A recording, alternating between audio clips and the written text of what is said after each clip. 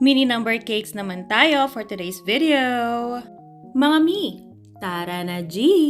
Meron akong fina-follow na comedian content creator na nag-post dahil nga merong nagnakaw ng audio niya. Original kasi yung mga creations nitong comedian na ito Tapos itong isang content creator na ito, kumikita na siya sa Facebook. So, ginamit niya ng walang paalam ang audio nitong ating comedian na creator. At nung kinall out siya nung creator via comment section, imbis na i-message niya yung content creator, ang ginawa niya, dinilit lang niya yung comment. Ang gusto lang naman kasi netong comedian is sana i-credit man lang siya or itag or i-mention siya doon sa ginamit na audio niya, na original. Imbis na mag-sorry itong content creator na ito na magnanakaw, ay nag-post pa siya at sinabi niya napakadamot naman itong comedian na creator na ito para hindi ipagamit sa iba. Ang gawa niya, audio lang naman, hindi naman video. Naku, mga mi, hindi ninyo maiintindahan hanggat hindi kayo gumagawa ng sarili ninyong content.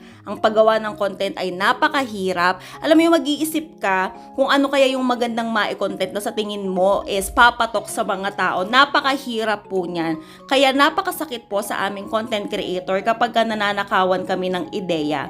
Actually ako, personally, walang problema sa akin kung i-share, gamitin yung mga pictures or post ko, i-copy-paste as long as itag ako, i-mention ako, or i-credit ako. Ang point ko lang is matuto tayong rumespeto sa mga pagmamayari ng ibang tao. Content man yan, video man yan, audio man yan, picture man yan, or simple na text lang yan. Intellectual property ang tawag dyan at hindi pwedeng nakawin. Kaya sana matuto tayong rumespeto at igalang ang creations ng iba. At bigyan naman sila ng credit sa mga bagay na pinagpaguran nila. Ayun lang naman for today's video. See you on our next video.